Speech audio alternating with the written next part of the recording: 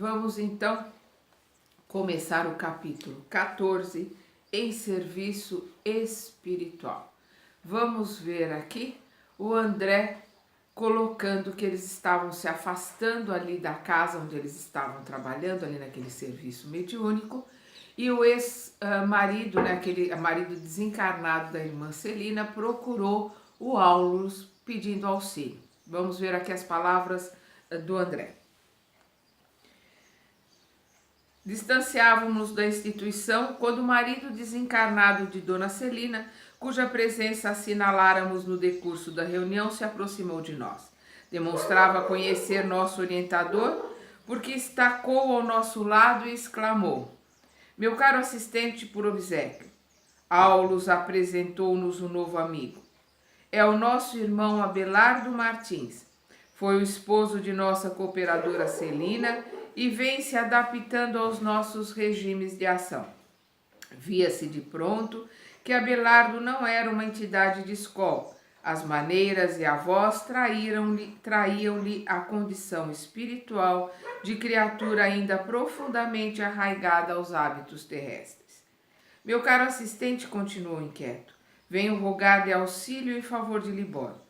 O socorro do grupo melhorou-lhe as disposições, mas agora é a mulher que piorou perseguindo. Conte conosco", aderiu o orientador de boa vontade. "Contudo, é importante que Celina nos ajude." Vamos lembrar que o Libório foi assistido pela irmã Eugênia, né, aquela médium consciente. Vamos lembrar que ele é aquele que desencarnou no carnaval, que a mãe precisava de auxílio, ele não auxiliou, passou os 4 dias na folia, né? Este é o irmão pelo qual esse nosso irmão Abelardo está pedindo auxílio aqui. O André continua, colocando que eles vão esperar ali no jardim, que a Celina saia do corpo, né, pelo sono, para que venha junto com Abelardo se encontrar com eles ali, ela em desdobramento. Aí nós vemos aqui o Aulus explicando para eles. Abelardo interessa-se por Libório dos Santos, o primeiro comunicante daquela noite que vira-nos amparado por intermédio de Dona Eugênia. E alongando explicações, informou-nos que o esposo de Dona Celina vagueara por muito tempo em desespero. Na experiência física fora um homem temperamental e não se resignara de imediato às imposições da morte. Atrabiliário e voluntarioso, desencarnara muito cedo em razão dos excessos que liminaram a força orgânica. Tentou em vão obsidiar a esposa, cujo concurso reclamava qual se lhe fora simples serva. Reconhecendo-se incapaz de vampirizá-la, excursionou alguns anos no domínio das sombras, entre espíritos rebelados e irreverentes, até que as orações da companheira, coadjuvadas pela intercessão de muitos amigos, conseguiram demovê-lo. Curvara-se, enfim, a evidência dos fatos. Reconheceu a impropriedade da intemperança mental em que se comprazia e, depois de convenientemente preparado pela assistência do grupo de amigos que acabávamos de deixar, foi admitido numa organização socorrista em que passou a servir como vigilante de irmãos desequilibrados. Tão logo o assistente completou a rápida biografia, Hilário considerou curioso. O contato com Abelardo suscita indagações interessantes. Continuará ele porventura em comunhão com a esposa? Sim, elucidou o orientador, o amor entre ambos tem profundas raízes no pretérito. Apesar da diferença em que se exprimem, vamos lembrar, né? A irmã Celina é um espírito que está em evolução, que eles viram muita luz, é extremamente disciplinada, né? Nós vemos ali, ela está em franca ascensão, e o Abelardo é um espírito que estava ali nos umbrais, é um espírito que desencarnou pelos seus excessos, né? E que agora tinha conseguido, graças aos trabalhadores ali da casa e a assistência que ele recebeu ali, um trabalho no plano espiritual. Aí ele pergunta, o Hilário, né? Apesar da diferença em que se exprimem, o Aulus responde: por que não? Acaso o Pai Celestial deixa de amar-nos não obstante as falhas com que pautamos ainda a vida que nos é própria? Realmente, concordou meu colega um tanto desapontado, esse argumento é indiscutível. Entretanto, Abelardo religou-se à mulher? Perfeitamente, respondeu Alves, nela encontrando valioso incentivo ao trabalho de autorrecuperação em que estagia. Mas na posição de espírito desencarnado chega a partilhar-lhe o templo doméstico?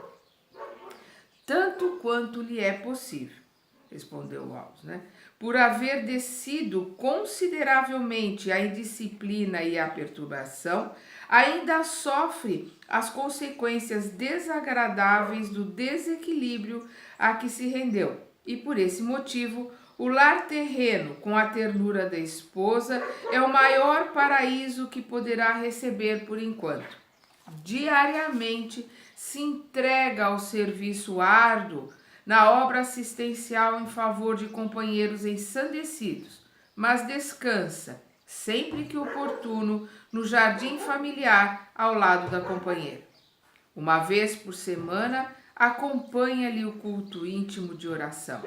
É-lhe firme associado nas tarefas mediúnicas e todas as noites em que se sentem favorecidos pelas circunstâncias, consagram-se ambos ao trabalho de auxílio aos doentes. Não foram apenas cônjuges, conforme as disposições da carne. São infinitamente amigos e Abelardo agora procura aproveitar o tempo a benefício do seu reajuste, sonhando receber a esposa com novos títulos de elevação, quando Celina for novamente trazida à pátria espiritual. Isso, porém, é comum? A separação dos casais é apenas imaginária? Um caso não faz regra, respondeu o Aulus bem-humorado. Desculpa. Vamos lembrar que, embora exista essa diferença de estágio de aprendizado, a Celina e o Abelardo são um casal que se ama. Ela está tentando ajudá-lo, ela reencarnou ali como esposa dele, eles se reencarnam, eles estão vindo como marido e mulher já em algumas reencarnações, e ela está tentando ajudá-lo, não obstante o fato dele ser um espírito mais atrasado que precisa de auxílio, eles são espíritos que se amam. Vamos lembrar, no caso da mãe do André Luiz, que ela veio para casar de novo com aquele que foi o pai do André Luiz. Ali no caso é um trabalho missionário, é um trabalho de amor dela, de um amor fraternal em relação a ele, que ela vai recebê-lo de novo como marido e as amantes dele como filhas para ajudá-los a crescer. Nós não vimos ali nenhum comentário de amor recíproco entre eles. É o amor fraternal que faz com que ela venha em missão. Aqui, apesar da Celina ser um espírito mais elevado, estar sim ali ajudando a Abelardo, ele comenta ali do amor que existe entre os dois, que eles vêm juntos já há muito tempo, graças a esse amor. Aí ele pergunta, o Hilário pergunta se a separação dos casais é apenas imaginária. O Aulus explica, um caso não faz a regra. Onde não prevalecem as afinidades do sentimento, o matrimônio terrestre é um serviço redentor e nada mais. Na maioria das situações, a morte do corpo somente ratifica uma separação que já existia na experiência vulgar. Nesses casos, o cônjuge que abandona o envoltório físico se retira da prova a que se submeteu, à maneira do devedor que atingiu a paz do resgate. Todavia, quando os laços da alma sobrepairam as emoções da jornada humana, ainda mesmo que surja o segundo casamento para o cônjuge que se demora no mundo, a comunhão espiritual continua sublime em doce e constante permuta de vibrações e pensamentos. Até mesmo que o cônjuge se casa de novo, quando existe um sentimento muito forte, esse sentimento é perpetuado, na vida após o desencarne. Vamos lembrar o Tobias lá no nosso lar, que é desencarnado, convivia na casa com a primeira esposa, que eles eram almas que se amavam há muito tempo, e com a segunda esposa, que eles tratavam ali como se fosse filha deles, estavam ali acertando para que ela reencarnasse e se casasse na Terra com aquele a quem ela já amava há algum tempo. Hilário refletiu alguns momentos e conjecturou: a travessia pelo túmulo impõe efetivamente ao espírito singulares modificações. Cada viajor em sua estrada, cada coração com o seu problema. Bem-aventurados os que se renovam para o bem, exclamou Aulo satisfeito. O verdadeiro amor é a sublimação em marcha, através da renúncia. Quem não puder ceder a favor da alegria da criatura amada, sem dúvida, saberá querer com entusiasmo e carinho, mas não saberá coroar-se com a glória do amor puro. Depois da morte, habitualmente aprendemos, no sacrifício dos próprios sonhos, a ciência de amar, não segundo nossos desejos, mas de conformidade com a lei do Senhor.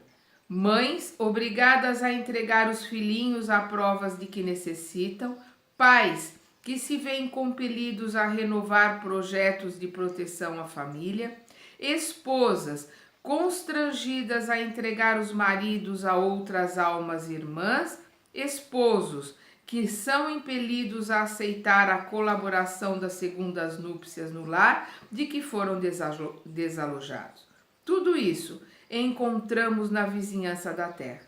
A morte é uma intimação ao entendimento fraternal.